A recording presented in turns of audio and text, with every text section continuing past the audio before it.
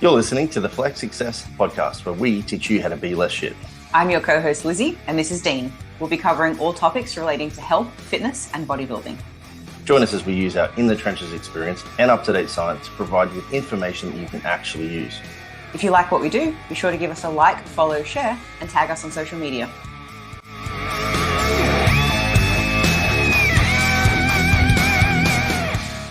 Welcome back, everybody. We are on our first three-way.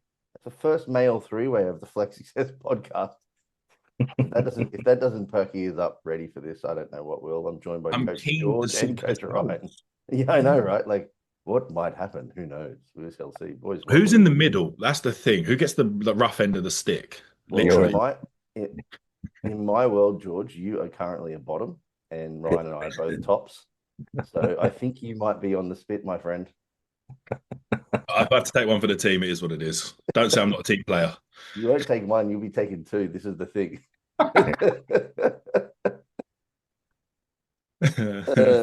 How are we both? What's the life update quickly? George? All exciting stuff, man. I think the only real latest thing that's interesting other than my normal day-to-day is Blake's over now, living in the UK. Made the move for about six months, I think he's got at the moment, just to test it out, have a feel for it.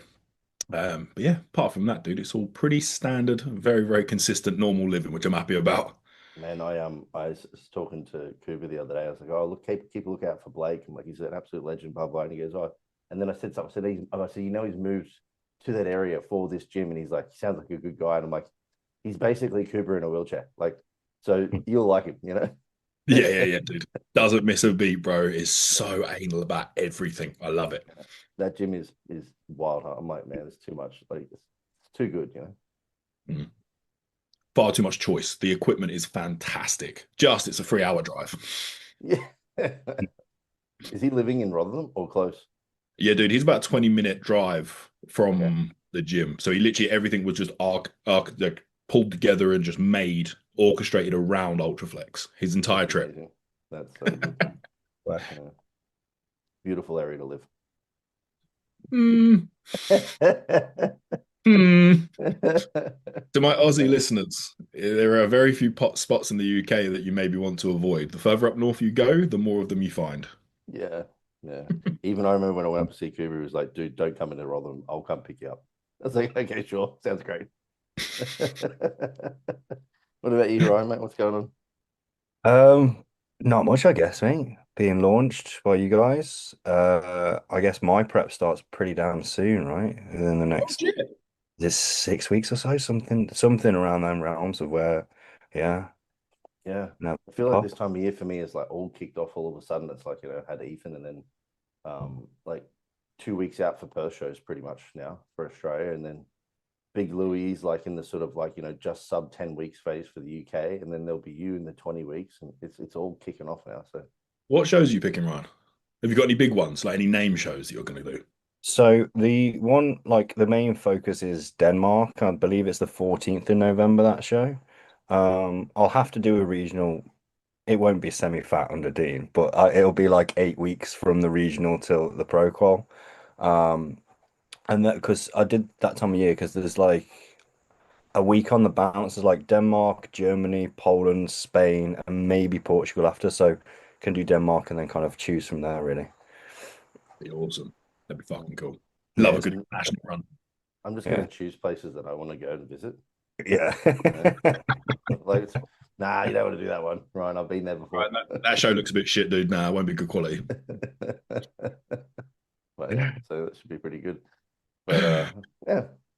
Well, what about you, sir? Busy year, mate, for me, obviously, I've just got back from well, not obviously, because not everybody knows, but just back from this is my third or fourth America trip now. First one of the year, first one of two, where Ethan competed at the Arnold's, which was really cool. And then he followed it up with the Detroit Pro, which was such a good show, man. I could not believe how big the Arnold in America was. Like the people, man, that was heaving. Dude, it was like the Arnold in Australia was crazy, but like this was. I said to Liz, I walked in on the Friday where Ethan competed. I went through the front door. It took me like 10 minutes to get to where they were competing, which is they compete inside the expo. I watched him inside the sit down area because luckily I get a VIP ticket as like a one person per athlete gets one.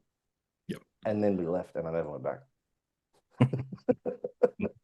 Like, Oh, like for just like I mean I've been enough to them, but even like Kyle, like Flex client Kyle and his wife Gabby were there. They walked around for that day, and I was like, "You going back?" They're like, "Nah, man, one day's enough." I was like, "Is there like a lot of like free stuff?" Man, honestly, like the lineups are too big to get to anything. Most of yeah. it is free stimulants. Like it was a lot of just like energy drinks, like less protein powders and stuff like that. And I was like, well, actually, when I went to the Olympia in Orlando, it was all kratom. Like I remember it was all kratom, man. I got like no protein. It was just kratom. But man, it was like wall to wall, shoulder to shoulder. And now they've announced that it's going to be a 4-day event next year to try and spread it out. Because like people like that young LA, man, like the numbers and shit that they had at those places are absolutely wild. Absurd. Yeah. And it was like, Did they it was do? actually, yeah. Was it just bodybuilding, strongman, powerlift, or did they have CrossFit, other things there as well? Everything, man. I saw a Yeah. room as I was walking in that was a foosball room, dude. Like quite literally, there was like 20 or 30 tables inside a foosball, like inside a room. Yeah. I was like, okay, sure, like that could be a competition. Why not? You Yeah. know, I think that. But this is the thing, man. I honestly like literally the door that I went through, I went dead straight, and that was where the thing was, and I never went any further. Like if I was living around the corner, I may have considered like just going back for a quick look, but it's just man, it was wild. It was so many people. Yeah. But like the atmosphere in there was really good. The atmosphere inside Detroit, though, just as like a tight knit bodybuilding community, was so good. It actually reminded me, you know, your show that you did, George, the PCA. I forget what, like that was inside a theater. Yeah. So Birmingham. Was that no, the town hall? No, this is St Albans Arena. Oh yes, I've been there. Yeah. yeah, like it was like that's what the Detroit Pro was like. You know, like Mm. all of the lights come down on that one stage, and it's all black around the outside, and like it was just like such a good vibe there, man. The crowd was super loud. Like you couldn't really see the crowd unless you're on the stage because it was dark and it's set up for performance, you know. Whereas the event for the Arnolds was like just so spread out and so big that, and then the lights are so bright. Like I was VIP, man, and I could barely see Ethan, like because I was still like 30 rows, 40 rows back, you know.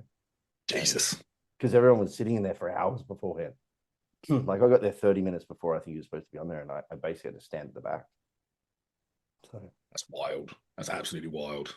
but in saying that, the Arnold's organization was incredible. Like the athletes were really well looked after, and the same with Detroit, man. They were like exceptionally well looked after. You know, Is this the second show Phil Head's done in Detroit, or is this the first? No, it's the second one, isn't it? third, Third. yeah, yeah, yeah. What would you've been to other shows, pro shows before, Dean? Would you say there's a difference in standard to what goes into the show itself, like from a production, from setup, even like the advertising, where they put it? Yeah, so like I was speaking to Ben, so like Ben Chow, a friend of mine, an ex-client of mine as well. And like he was like, you know, and even actually to Wesley's credit, his speech post win was like so genuine and so true. And that was like it was a bodybuilding show made by bodybuilders for bodybuilders and bodybuilding fans. Fuck yeah. So like I've been to the New York Pro, I've been to the Tampa Pro, I've been to the Texas Pro. Out of all of those, like Tampa and Tampa and New York are both similar in that they're quite small and short, and like it's quite close, which is cool.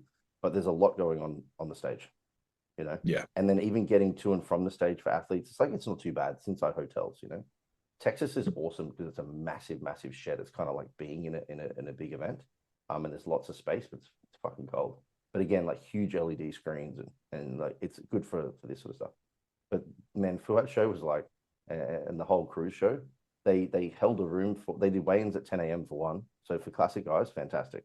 You know, weighed in at 10 a.m. Registration was at 6 p.m. Tans started at 4 p.m. So like it was you would register, you could go and eat, and then you could come back and you could start your tan, then you go to the registration, and then you finish your tan, and then you go home. Like, okay, super simple, really easy. Yeah. And then like the next day, like all of the classic guys had their own rooms because it was a stage. Like there was like rooms for like makeup and stuff. Because it's a theater. So like classic guys had 1 or 2 rooms, open guys had 1 or 2 rooms, and they were on one side of the theater where the amateurs are on the other side of the theater. So there was no intermingling where they were going to be bothered all day long. You know, they ran on time. They paid for everyone's tans as professional athletes. Like they gave away way more money than they need to. I think I think it was saying that the minimum amount you have to give an open show at the moment is 10K US, and for classic it's 7K, and they gave the open men's 25K and the classic 15K, and then worked their way down. So they give away about 35 grand more than they need to. It was all run by Gilco. It was just good, man. I think even Ben said that there was a section for people that he put on at least 1 year. I'm not sure if he did it this year because it didn't look too much backstage, but like a black backdrop with a ring light for clients to take pictures of themselves to send to their coaches if they needed updates. You know, Yes, like just little things like this, man. It was like so well done. All of the boys got given, you know, like a Detroit shirt and a Detroit fucking jersey. It was great, man. I hope that the standard can be seen and perhaps set from this, and maybe see that as more of a congregation across all shows with that standard. That'd be awesome to see. Put a lot more in for the athletes. Yeah. It's very cool to hear, man. But speaking of those two shows, I do just want to quickly sidecast into what we should have started off here and say congratulations, Dean, on two very, very impressive performances from Ethan there to both of you. It was incredible to see the shift from one to the next. And I guess a good segue for us to migrate into the topic of this pod, which was Ethan's peaks themselves. Mm. Yeah. I mean, it's I wish, you know, it's one of these things. I wish I could have seen Ethan's Detroit look on, or his Arnold look on the Detroit stage, just to get a gauge of how much the needle got shifted, because you don't really know. But I will say this: when Ethan walked out of Arnold, I was like, "Yep, fucking awesome!" Like I was super happy. Like, great, done. No concerns whatsoever. A slightly bigger stage. They did a 5-man call out, so like it was harder to be compared in that initial call out, I think, which was a little bit of a bummer because he was like at that time like pushed for 6th.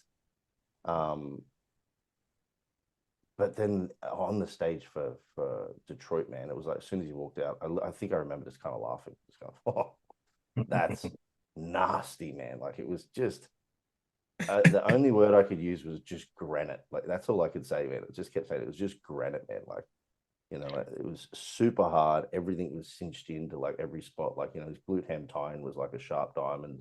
But then like his skin texture was good too, which was something that I think has improved a lot for him. And I said to you, George, like I have a lot of ideas all the time about like ways that you can pick people. Yeah. And, you know, 99%, 99 times out of 10, I'm going to go for the predictable peak because I like predictability and I don't like want to swing the needle too far. But like I took an educated swing on his Detroit show, knowing that we had the Olympia at the end of the year. I thought I'm not going to do anything here that doesn't like make sense, you know. But I'm gonna like push the envelope a little bit on the peaking strategy to see how much difference we can get out of him. Which isn't it's not a perfect science because obviously this is second show versus the first show. So that in itself is a bit different. I'm not going to peak. Maybe I'll do that. Maybe I'll peak him for the Olympia 7 days out and then re-peak him. Yeah. Maybe that's the solution. I don't know. Whatever happened, just repeat. Well, okay. I just said to Carl on our post on Flex for him, he said, "What a team!" And I said, "I think I might have to implement the Lebanese load protocol 7 days out every time." You know.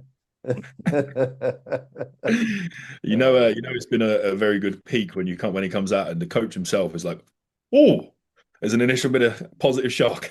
Man, there's also, you know, there was people cheering Ethan, which was really cool to hear because he's technically a nobody there, you know, like, and like people would turn and just like, they would be like, you know, if there's a look, it was the eyes go up and go, went, holy fuck, like, and then it was, you know, I was getting blown up on my phone, like, man, the live stream's going off, like, Fuad and Ian are like gassing him up hard, and I was like, cool, like, someone record this, you know, like, Yeah.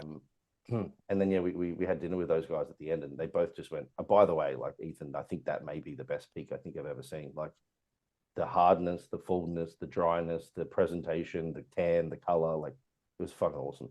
You know, Every single piece.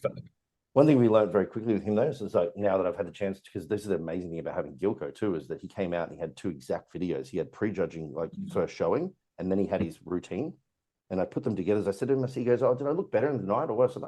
Like, I'm not sure. Like, I thought maybe you're a little bit smoother in your abs, but then I thought some places were a bit better. But now that I look at it, it's just his tan gets muddied. Like, it was just a shitty tan. So for the Olympia, I think he might actually have 2 days. I'm not sure. I'll have to double check. But even if he didn't, I'm going to tell him to go home and shower off the first coat and then just come back early and say fix, you know, because it actually kind of like changed the look a decent amount. And looking at Wesley, his tan at nighttime was actually like still really clean. So I wonder if he did the same because him and his wife tan him and then he just gets glazed there. So I wouldn't be surprised if he went home, showered, she re-tanned him, and then they reglazed, you know. So Yeah. lessons learned. That's one thing I've always said about the Aussies that do differently comparatively to other parts of the world, like the UK, like the tanning process, getting two bases and a top. Mwah, lovely. When you come out of the UK and you get like one base straight in for top, then shine. It's a little bit of a difference, the look that you get. Now, we're off of peak to peak, Dean. What do you think if there were any like bigger structural changes, maybe like to undulating load, where you put the carb loads or anything like that? What do you think the main preface of change was in your plan of approach from peak to peak? Well, so for Ethan, it has to be a backload just by Yep. virtue of making weight. So, like for reference, the morning of the Arnold's weigh-in, he was like just bordering on 99 kilos, and he has to be 96.2. So that was like a 2.5 kilo sauna pool. I know for Ethan specifically that he doesn't actually need a ton of carbs to look full because he has that look, you know. So it's not like I'm worried about like pushing that very, very hard. I also know that because of that, like I don't want to deplete him significantly usually from a glycogen perspective, because I know the time is so limited to get that back, and time is the major contributor for the decision-making process as far as I'm concerned for loading someone. Like if they're going to load for 2 days for the Olympia, I could actually deplete someone down pretty hard and know that I could get them back in 48 hours. That's super easy, especially if there's someone who runs flat.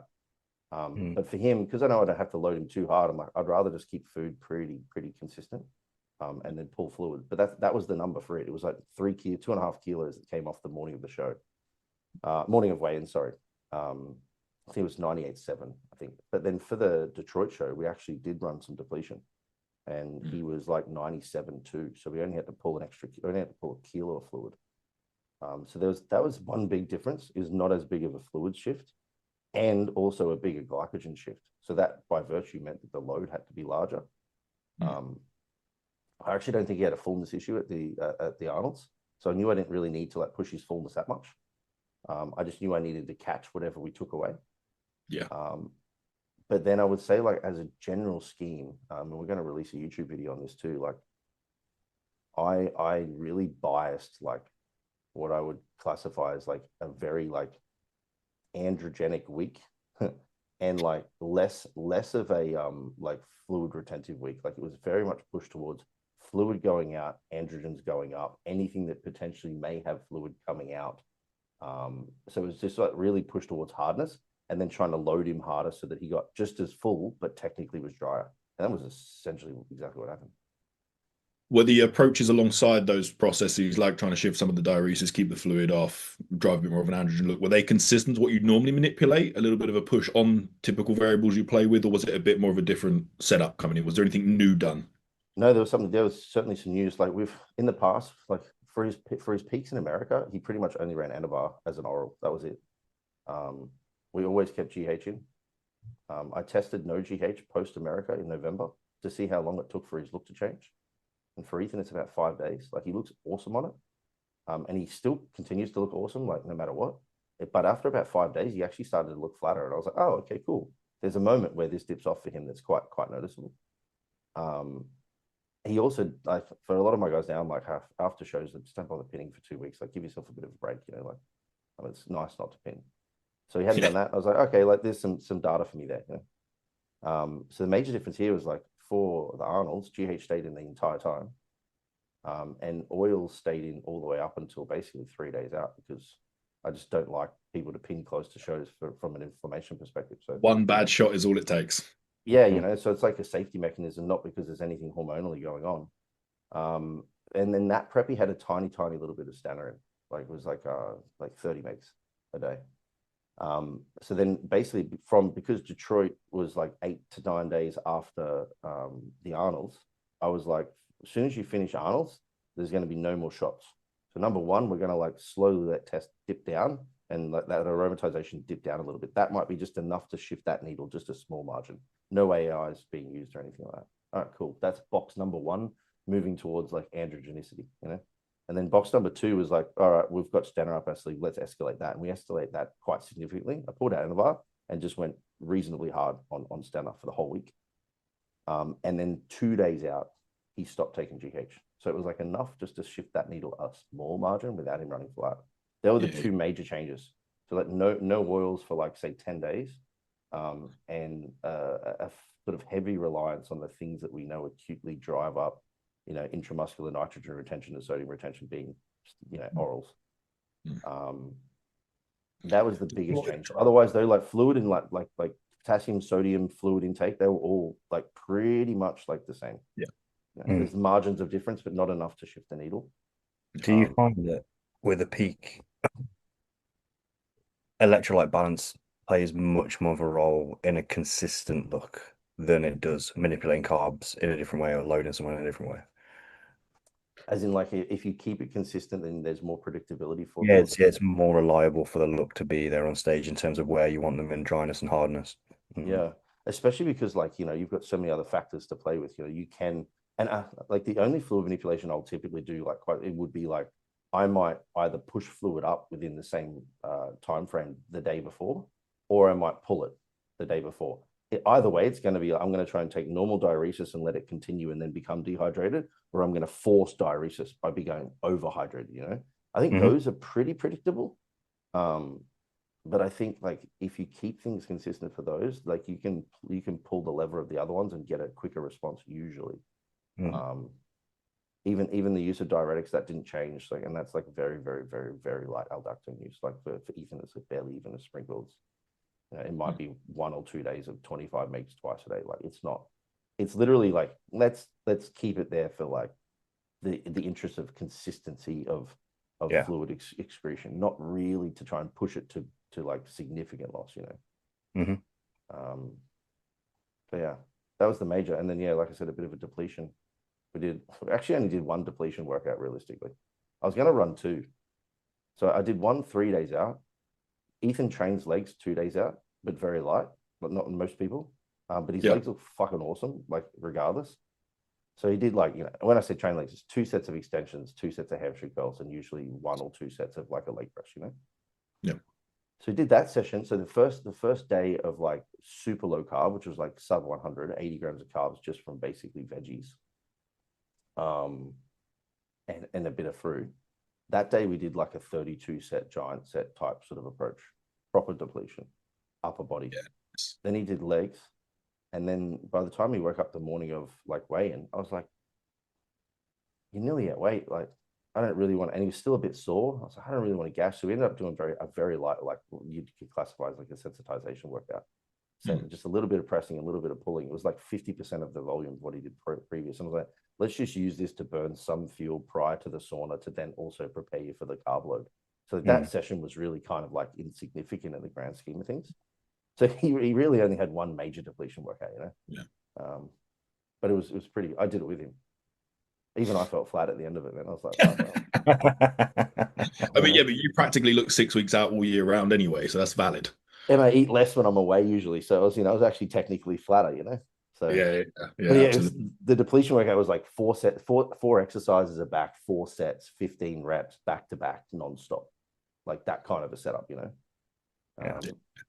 a man screaming with 1 plate on a 2 plates on a T-bar row kind of shit. It's so bad when you're in that position as well, doesn't it? It's like awful. But even that for him was actually really nice, man, because actually the morning of the weigh-in, and this is sometimes where I think like it's good for people to pick up data. Ethan's used to training fasted, which is great, but he normally trains fasted on like, he does about like 500 ml of fluid when he wakes up. He'll do 500 ml of fluid in his pre-workout, and he'll go through about 1.5 liters in his intro. So like he's usually like 2.5 liters deep by the time he's finished training. And he's good, man. Like, he uses some sodium, he uses some glycerol, he uses like all of the things that you want to use. And he's like, I need this to be full, But then the morning of weigh-in, no fluids. And then we finished the pressing, and he was like, dude, my chest looks fucking awesome. I feel great. And I'm like, yeah. And you've been on like, like for reference, actually, I have it here. So like from 7 days out for the Arnold show, he was on 300 carb, then 400 carb, then 250 carb. That's as low as it went, right? For this show, he was at 130 for 3 days and then 80 for 2 days. So nice. Significantly less carbs, right? And he was like, man, I always thought I'd need all that fluid. Now, to be fair, if I don't give Ethan fluid, he doesn't look very good in the afternoon. Like, he's definitely a guy who responds very well to being hydrated. I've never cut his water. He was like 6 liters every day, no matter what. And yeah, like, but it was nice for him to be like, oh, okay, so on show day, I can actually afford to have less fluid before I get on stage. Like, yep, cool. So we pulled the fluid back on show day by like half a liter, like not much. Little nudge of the needle makes a difference. Yeah, man. It was so he ended up doing like a 1,220 gram carb load. It was pretty funny actually. I was looking at this. The guys were saying like, how do you do this and keep the waist so tight? I think it was, what was it? I want to here. It was 1,200 grams of carbs done in about 1,800 grams of dry weight food. What were the main sources? Rice flour, rice milk, jam. That was one combo with some fruit, and then it was just like rice cakes and jam. So I tend to keep most guys like rice quantities at like 120 to 150 if they can handle it, dry weight. And then I'll just bank all the rest of the carbohydrates, usually with jam and rice cakes, or jam and like Rice Krispie treats if I don't mind some fats. And then cream of rice made with rice milk is such a hack. Like I've been doing that for so long, but like, instead of having 500 ml of fluid, you're having 500 ml of fluid with 50 gram of carb. It's like perfect. So that was pretty much, and we just alternated. It was like a cream of rice with fluid to get him hydrated from the first meal, and then it was rice and rice cakes, and then cream of rice and fluid, then rice and rice cakes, and then cream of rice and fluid. So yeah, nice. With Obviously the physical metrics have changed pretty apparent, but did you notice, or have you noticed over the years that you've worked with Ethan, any kind of mental attributes, psychology changes in himself, growth and development that you can align as well to this success for him? Man, I don't think, and this is not necessarily a good thing. It is, and it isn't. I don't think I've ever had Ethan question a decision. After the fact, he's always had opinions on like whether or not he thought something was good. And I'll ask him for his opinions on things prior, but he'll usually just say like whatever you choose. Like even the carb load, I'd say to him like, how much rice do you think you can handle comfortably? And in the morning of the show, like how much rice do you think is appropriate for you to eat before you'll feel full? And he might say something like, like 100 to 125 is good, but I can probably do 150 if you want me to. And I'm like, cool. So it's 100 to 125, But then after the fact, retrospectively, he'll be very good at saying like that was too much or that was too close or whatever it is. But I've never felt like I've never had to explain my decisions, but he likes to know the reasons. And I think that's the biggest difference between a client who questions out of interest versus questions because they're judging. And he's been exceptionally good at that, man, for years. Like we're 5 years deep now. So there's that. So trust in the process, I suppose, is a big one. In the right way. Yeah, exactly. Right. Yeah. And the other thing for him, man, honestly, is like he gives me more than I generally ask him for with regards to data. Like I remember I'll say to people, hey, like moving forward for the next 6 weeks, I want you to give me, one training video post workout so that I can have a look at that. What do you look like when you're full, despite the fact that you have or haven't eaten? And that might be just the general thing that I'll say. And then I'll open up Ethan's folder and there's a pre-workout, a post-workout, and it'll even be like, it'll say first comparisons, first look, first call out. And then each video is exactly that. It's quarter turn front double bi, quarter turn rear double bi, quarter turn. That's one. The second one is the 60-second presentation that he does so that he can get feedback on that. And then the third one is the call out. So then it's all poses, Yeah. So it's his ability to commit to giving the things that he thinks are important and that he knows are important to me without me having to ask them. Yeah. And every week, man, it's 3 videos, without fail, Yeah. Yeah, it's pretty good. And I think like he's gotten better to it, like not relying on things like, he just implements. He doesn't make things too difficult. He's made his cooking very simple in the last few years to the point where the food's kind of a bit boring. I don't know if anyone's ever watched his video, but he lives at his mother-in-law's now with his wife and his little fella Donnie.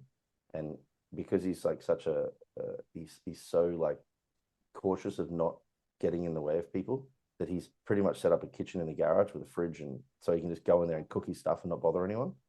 And man, his meals, like if I send him his meals for the day and it's like say 200 grams of rice, 200 grams of beef, 400 grams of chicken, 600 grams of vegetables, he gets the rice cooker out and it literally just goes 200 grams of rice. He makes koftas out of the beef with no seasonings. Just that 200 grams goes in. Then he just gets the chicken, dumps that in on top of the tray, and then all of the frozen veggies go on top of that, and then it steams with the rice. And then it's like, cool, that's my entire day's food done. And then he just makes cream of rices. That's it. No thought, no question. Just fucking, this is what I'm doing. Like, simplify, you know? So, Yeah. yeah. I wonder how many clients could stick to that. I'm just trying to think. Yeah. Without the luxuries of normal life. Yeah, it's one of, you know, like I think he's like he said, I've kind of learned, like, you know, he absolutely fucking loves, this is the thing too, like it's not like he doesn't love food, man. Like I've seen Ethan eat after the shows. Like the dude can eat. And he loves food. Like it's just that in prep, he decides to put his energy where it's most important to him. And like for him, like his wife is you know, a full-time stay-at-home mum. He does, you know, a full-time job online with clients, and he also has like pretty high hours in PT, and he works 7 days a week. So it's like, where does my energy need to go? It's not going towards food, man. It's going towards like making sure that I'm making money and serving my clients very well. So I think that's probably the biggest issue that most people have in preps, man, is they like direct their energy in the wrong places. Like deciding what to eat every day. I've done this. And then my first ever prep, when I was trying to prove a point that flexible dieting Yeah. was possible, I literally built a diet every morning. I'd go for a walk and I'd get on MyFitnessPal and I'd build a diet for the day. And there was some like similarities, but most of the time, man, I was making different shit every day to prove a point. It's a fucking nightmare. I was so food focused. It was crazy, you know. But I can never imagine Dean. Like I've seen him in many scenarios now, eating and going through his normal day to day. I cannot imagine him like getting macros up and like pulling all these foods in, like cake and like just. I'm not saying he did eat cake, but just imagine, you know, like fucking all this shit just to prove a point. Like, hey, I mate, can still have a chocolate bar. Fuck you, I'm 2 weeks out. well, how's this? So, no, man, honestly, this is me. So I would wake up in the morning. I would make like a 2 or 3 course meal for breakfast. It would be like kangaroo sausages, steamed pumpkin vegetables, and then it would have oats, and then it would have something else like fruit. It's like 3 courses, you know. And then I'd go to work, and I worked for a supplement company, and then I would eat literally. Sometimes I'd eat a weight gainer protein bar because it was so delicious. It was like 400 calorie bar, but then I'd eat chicken and veg for the next meal so that I could have that, you know. Yeah. And then I would make. You said I wouldn't eat cake. I would make these protein mug cakes every night. Like I'd microwave these things and then make this like souffle cake thing. And yeah, man, I ate way. Yeah, it was bad, dude. Too many sugar free type stuff. Like my guts were fucked. And Liz was like, man, all I did was just like watch like videos on how to make different things, and Yeah. which doesn't help because I'm like super into cooking and shit. But yeah, like I think simplification of food is good. Like make it taste good enough, but don't make it taste so good that you just don't want to stop eating it. Yeah. Is certainly one thing. Yeah, what do you do? That was a stupid prep, man. I mean, I proved my point. It kind of launched, like, I suppose, my walk the walk approach to my opinions that I had very strongly back then. Oh So, dear. Now, on the back to the prep conversations with Ethan there. Was there any abnormalities this time around? Any like life stressors, any just external factors that got in the way? And if so, like how is Ethan in those positions? mm. Admittedly, not in this one. We had a head wobble though for the first time ever, like last June. So, like for appreciation, just to, I suppose, it still blows my mind. So that Detroit show that we just did this year was actually the show that Ethan started prepping for last year. So Ethan started prepping in December of 2024. Yeah, to compete in 2025 March, roughly. Mhm. And then about 10 weeks out, he tore his ductor. Yep. That was difficult, but he got back from that. Then he re-prepped for July and he competed in Dubai. Dubai show was like 35 or 40 guys deep. I think Ethan got 12th or 14th. I can't remember. But he didn't get the look that he wanted. He beat some people that he wanted to beat that were like notable characters for sure, but just didn't really get the look. He said he didn't feel at home on stage. Like it had been about 18 months. It was a long break. We'd pushed Ethan up to his biggest, like 120 kilos. We'd pushed him hard. So it was like a lot of work put in for then like not the reward.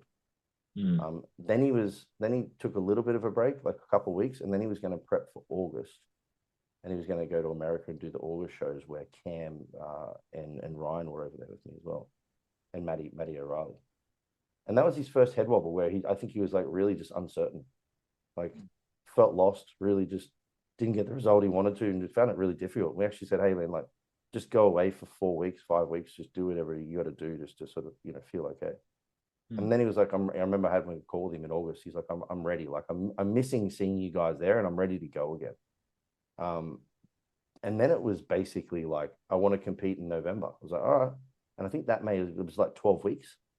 So like he'd prepped for April. He'd then competed in July, was prepping for August, took a mini break, then prepped for November. And then that was like, like epic because he won 2 shows back to back. And then it was like, hey, I might get accepted for Arnold. I'm not sure. So I was all right. We'll figure that out when December comes. So like November shows finished. We went through December into a little bit of a growth phase. I think we did about an 8-week growth phase after a little bit of a rest. And then it was a 6-week prep into Arnold's. Wild. So, like he's been like an iteration of peeled, man, for 12 months. Sustaining that hurts. Holding that for weeks hurts. And like for reference, like so he competed at 96 in November, and then we got him up to 108 in this last push, still lean, and then we prepped in 6 weeks and got him back down for this show. Like now we have 26 weeks next weekend. So it's like feels so long. Which is retarded. But yeah, I mean, I forget where that sort of came from, but that was the only head wobble in the middle of it, and that's the only head wobble I've seen in 5 years. And I think that was just because honestly there was a lot of internal pressure on him from himself for what he thought was going to be successful. And he really came out of that and matured very fast. Because like Ethan is from Iran, and it's like honor is a big thing there. And like the first thing he'll ever say to me whenever he doesn't win is, "I'm sorry," and I'm always like, "Ugh, like, bro, like you don't have to apologize to me, man. Like there is never a moment. If you didn't do the work, if you ate too much food, if you presented poorly, apologize for not being an implementing athlete, but please don't apologize for places, man. Like that's not important to me." So for him, like he wears a lot of that on his shoulders. But he learned in this just that like let's like find joy in the process again. It happened momentarily at Arnold's, I think, like because first call out was the goal, and because they did a bit of a weird one, I think there was an immediate downturn of like, oh, I didn't do what I wanted, and then we had a bit of like a slow moment after that. But then for Detroit, you could just tell when he walked out, he was just like there to enjoy it. Like it is what it is. I'm gonna end up where I end up. The lighting's great. The peak has been different, like because he was a bit like, oh man, we're doing something different. I don't know, like this is like, all right, like if you say so, and it was just fun. So I'm assuming with you and how you've spoken about like delivering the plan to Ethan and his kind of acceptance to be like, yep, all good, man, let's rock and roll. When you presented the new style of peak to him, was there any pushback, like and the questions that were just questions for his sake, or was there actually like no, there was no oils from all the way from Arnold's. Like I was like, yep, okay. But then after that, I was like, let me tell you why, because like he wasn't actually asking. Let me tell you why, because I just know he's like, oh, this is interesting, I actually think like I'd be interested to hear your thoughts on this, both of you guys. So obviously with like heavy androgen use, I think there's 2 things long-term use of growth hormone potentially like improving collagen synthesis, like skin quality is going to improve. A lot of people do this in the anti-aging space, right? Moderate dosaging of growth hormone to improve skin health. All right, so with like a really nice baseline of skin, are we actually potentially interfering with the degradation of collagen over time to the point where you actually might have too nice a skin and thicker skin that could shift the look? Maybe, I don't know, like this is like a theory, right? And the other one is like androgens. Like we know that testosterone makes men's skin firmer and more androgenic by nature. So there's another thing there that potentially interferes with skin. And if you look at natties over time, or even older people over time, the one thing that occurs with them, no matter what, is progressively the skin becomes more papery. As collagen breakdown occurs with age, it becomes more papery. You hear about these people like old man muscle when really it's probably old man skin. Natties don't ever really have blurred lines no matter what, because there's just nothing there. And I know for sure that there are like PED using men and women that get as peeled as natties, but they don't always look the same. So like I've always contended with this idea of like maybe it's worth like pulling like like to a point, pulling androgens for a period of time in a prep so that they're actually lower and also lower toxicity, all this sort of shit. But I think like a lot of people are fearful of what androgens might do to the look, thinking they're only positive, not necessarily negative. And then maybe also for guys that are using growth hormone like chronically all the time, that there'd be maybe some smart ideas to not always do that from a skin presentation perspective. I could agree. That's definitely, obviously, just in case anyone listening doesn't think I coach naturals, I do still coach naturals. That is still a thing. And there's been a couple that I've put on stage as of recent years, and I've had the same conversation with them at the time and gone, there'll be a quality to you on stage that will be different to the other androgen users. That polish will be better than most. There might be a couple other gear users that get in that sort of condition, but for the majority, there's always this element like a film across the skin. Something I've always attested to is just the systemic cost of the burden of superphysiological exposure. You're going to be cranked far past the natural range. There is going to be an inflammatory process of existing here constantly most of the year, if not pretty much all of it, and for most people. Now, whether that's a potential lack of degradation of GH on the collagenesis part, or whether I would always assume just interstitial fluid parameters and fluid bias that we just can't quite manipulate. And when you move in diuretics, again, just observationally, that seems to aggressively sometimes, if right time, right place, push past that fluid vector. Yeah, so you're maybe more of the opinion then that the lack of detail is to do with the association with like heavy androgen and or heavy anabolic and or heavy growth hormone use, and then the fluid balance. Yeah, I've always looked at this as more of a fluid retained baseline comparatively to a natural in my head. Because like I suppose because this is the interesting thing with women who use gear. They otherwise can seemingly get incredibly dry and peeled and separated when done in a particular, like some of them can, not all of them. But you would have to argue that they would be starting at like a deficit of potential for that, given the fact that their like hormonal profile for their life is, I mean, there's still more testosterone in their system than estrogen realistically, but So I think with quite a few of the women that I've pushed peds into over time, that sounds bad. That for sure. Yeah. Well, anyway, yes, I push gear into females. That is obviously my coaching model. Just yeah, there we go.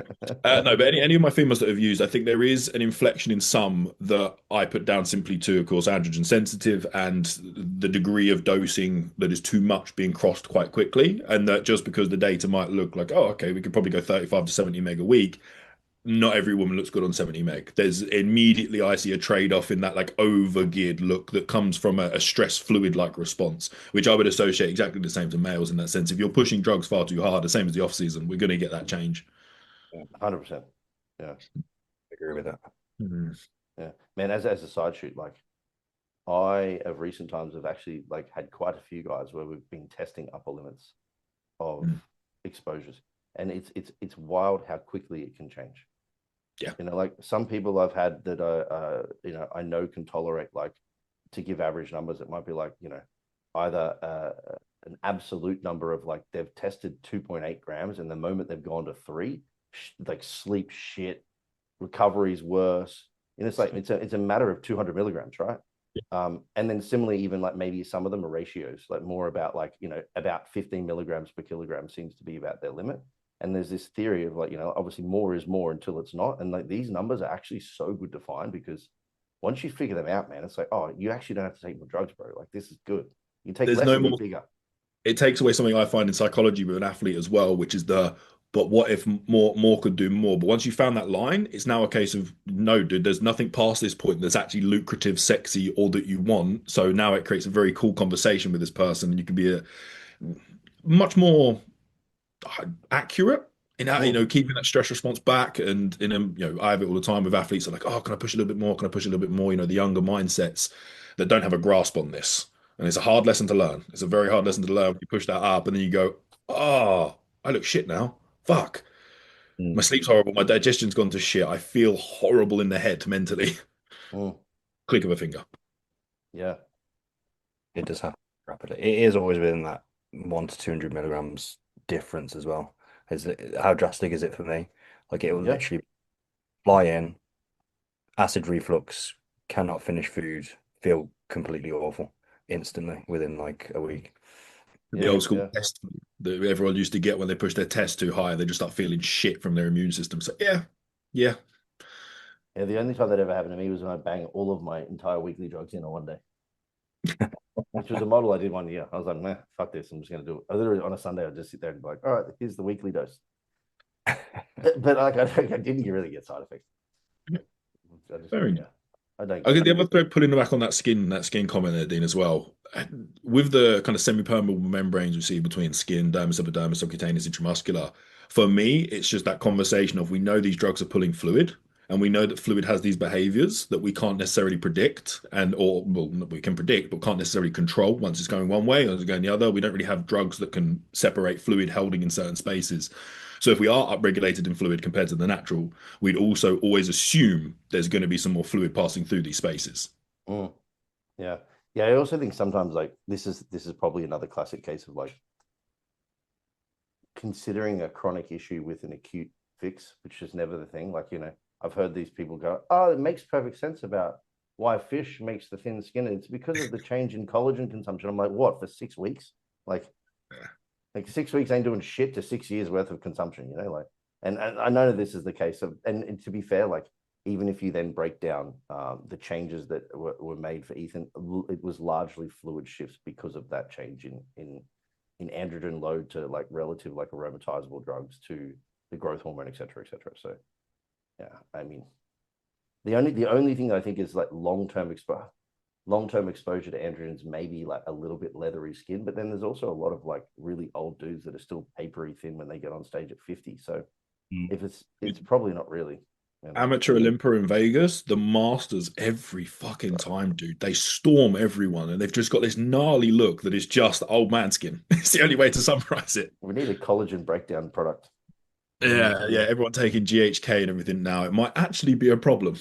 We might be going, Yeah. Any kind of physical examples of maybe blurrier skin in like pro open is guys from like late 2010s, and it seems the concept that I don't think that the peaking was very, very accurate, or many things were managed when you have pros hammering the buffet on the morning of the Olympia in the hotel. Like I don't know how accurate any of the peaks were to compare to, because that was when it was all comparing to bodybuilders of the 90s got it right all of the time. It's like I don't know how much of it was actually managed or understood in They the got it right under grainy video though. This is the thing too. Like, if you take video on an old shit iPhone, everyone looks fucking peeled. Mhm. And you imagine what they took them on back then. on the Polaroid. But I think you're right, Ryan. Like, man, full credit. I listened to the podcast yesterday on Full Ads. Full credit to Guy and Nick. Nick looked absolutely bananas, right? At the Yeah. Arnold's. He was big, man. He was lean. He was nasty as fuck. But even Guy said, oh, like he was losing weight, and I really wanted to give him a burger and fries to hold. And I'm like, and he's like, but he didn't want to do it because he doesn't eat those things. And I was like, yeah, rightly so. And then he gave him a muffin apparently, and his guts were fucked the next day. And he was like, all right, we won't do that again. We've got to feed you on cream of rice. And I'm like, how is it not computed now all of a sudden that you've said I wanted to do this, but we couldn't do this because this occurred. So we did this, and everyone was like, yeah, and he still looked fucking awesome. Like, yeah, it was predictable, and it caused like low stress, and like to me, I'm just like moment, like what is it about this burger and fucking fries that people think does some shit?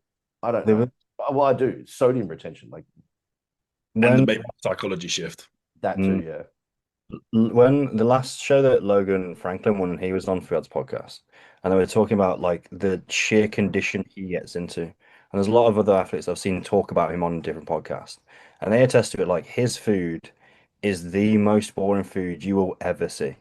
It Fact. is just unseasoned chicken and rice. There is no products, spices, season. There's nothing else in there. So he attests it down to like so much less of an inflammatory response, even from a nutrition perspective.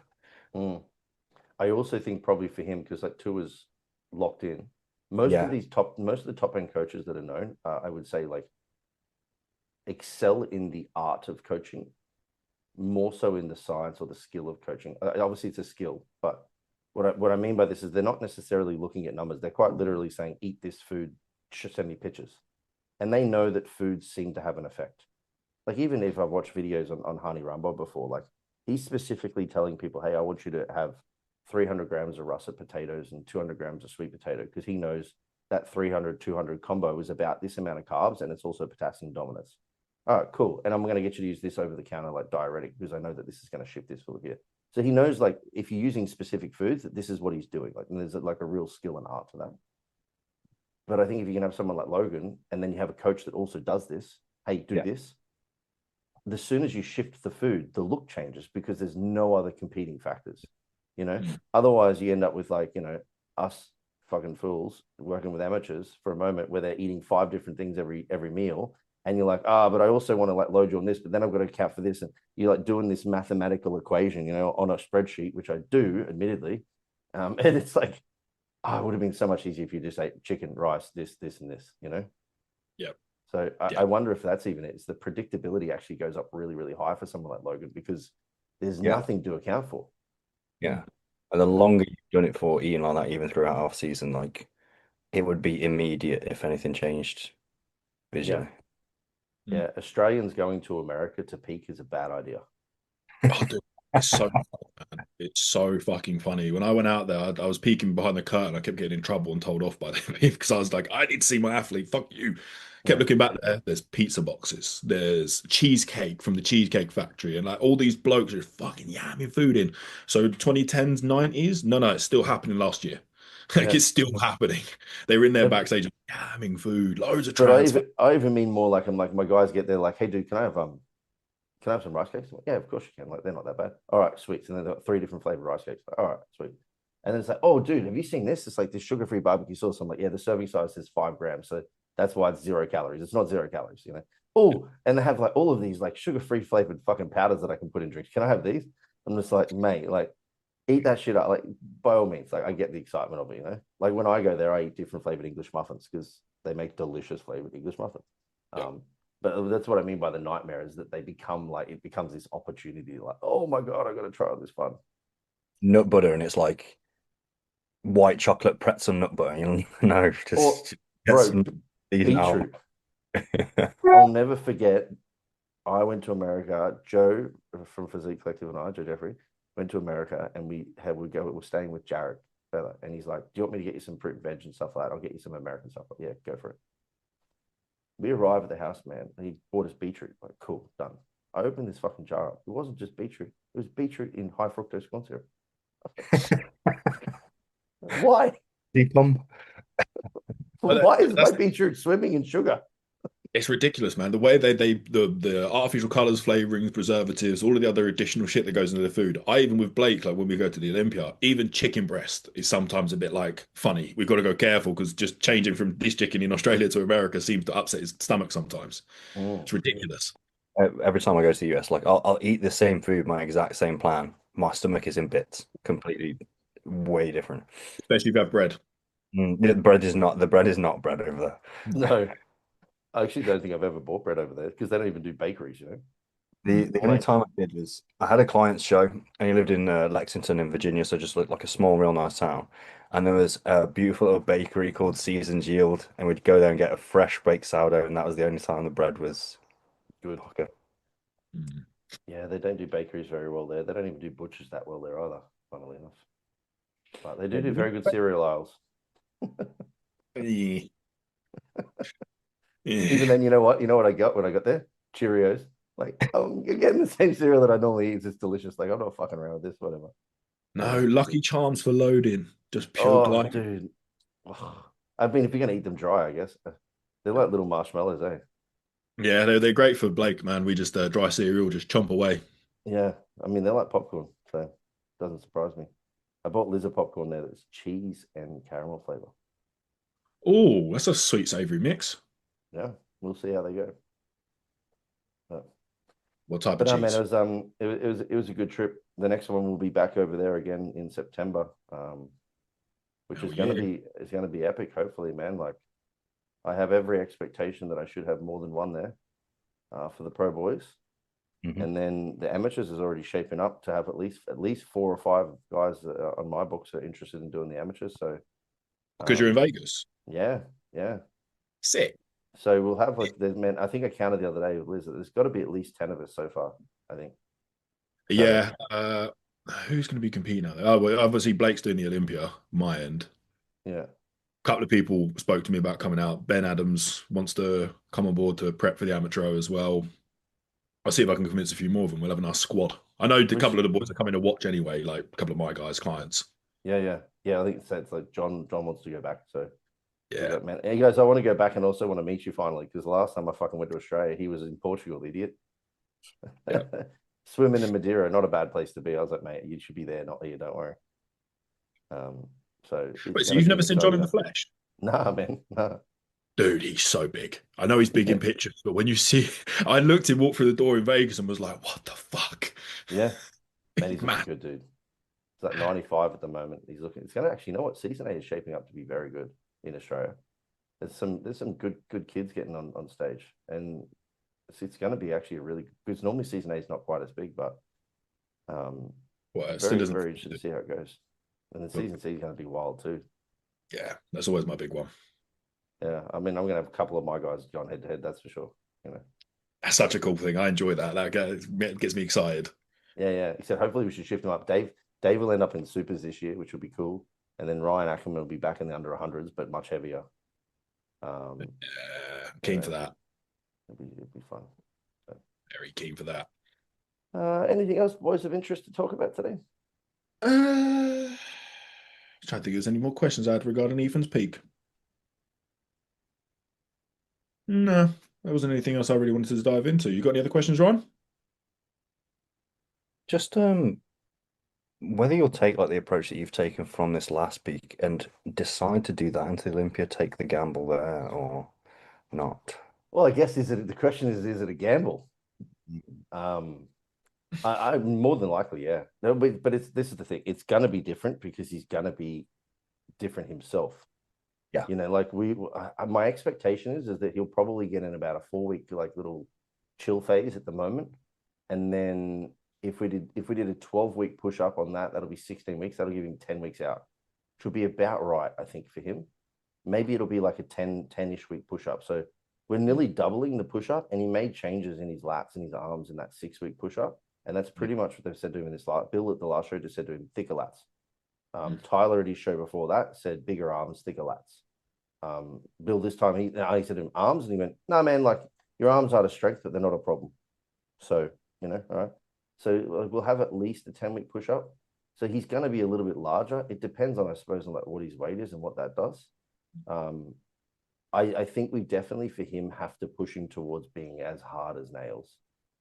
So I think I'll leverage that concept regardless. Because there are some guys like in that top 5 and top 10 that are just like really nice and round. They're like really nice and like clean lines. They're quite flowy, like in their physiques and also in their presentation. And then stature wise, they're like pretty wide in the clavicle. And the things that Ethan doesn't have, they have, and the things that they don't have, Ethan has. So we're just gonna have to lean right into that look from Detroit.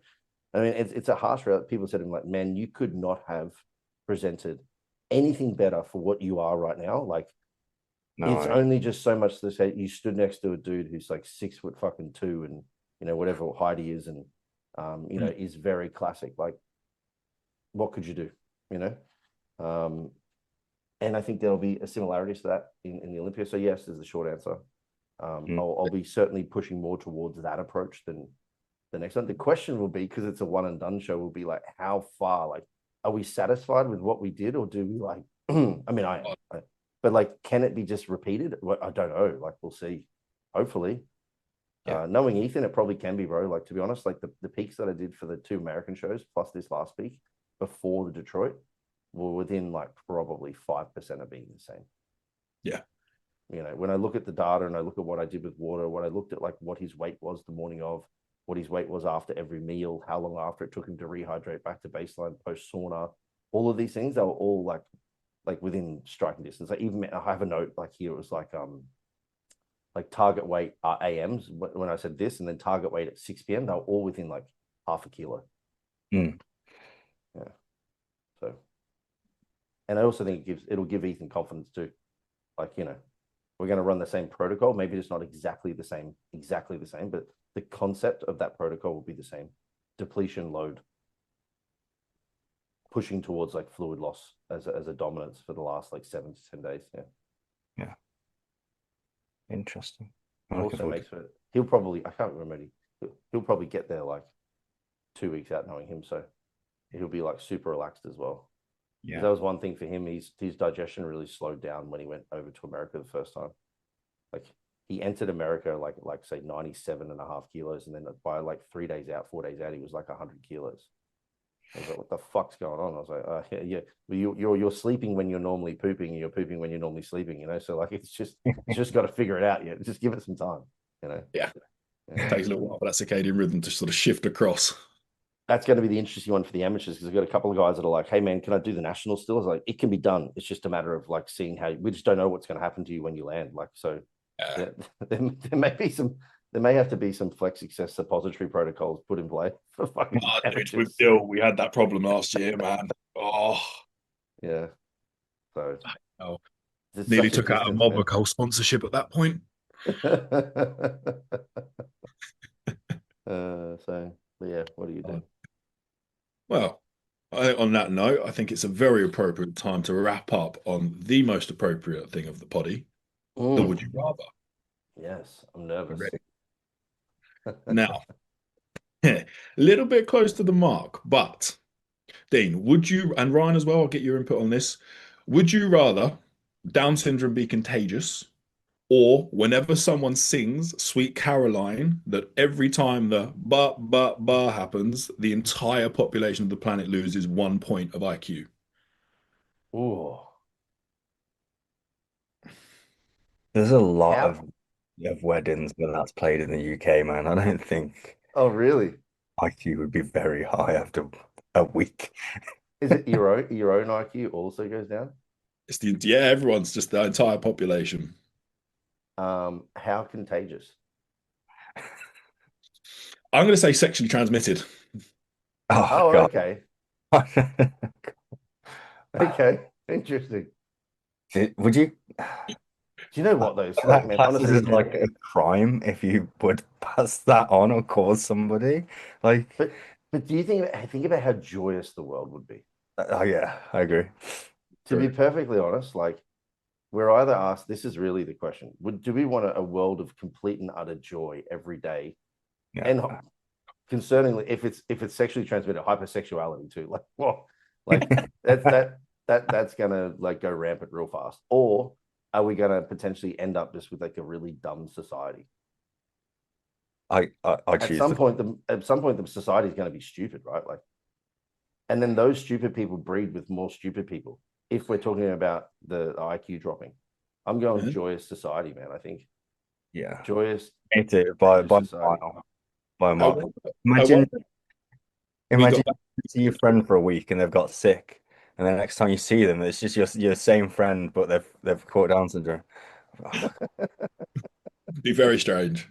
But I wonder if the bar would potentially lead to de-evolution. Like, would we eventually become monkeys again? Like, just regress. Depends how long people have the capacity to sing the song or listen to it. Yeah, true. And even then, if it gets to that point, that's too dumb to live next to, man. Yeah. But if we're all equally dumb, that is true. We're living in an eternal bliss of unknowing pure ignorance. The IQ would definitely be lower with the second option by a month in. Easily. And there'd also be dumb people that'd be like, oh, let's sing the song. And I'm like, you don't understand how this works, man. And then it's just like this worst hamster wheel of like the dumb person sings the song that thinks it's a joke, so they get dumber, so they sing the song and man, we'd probably be at a 1 within a week.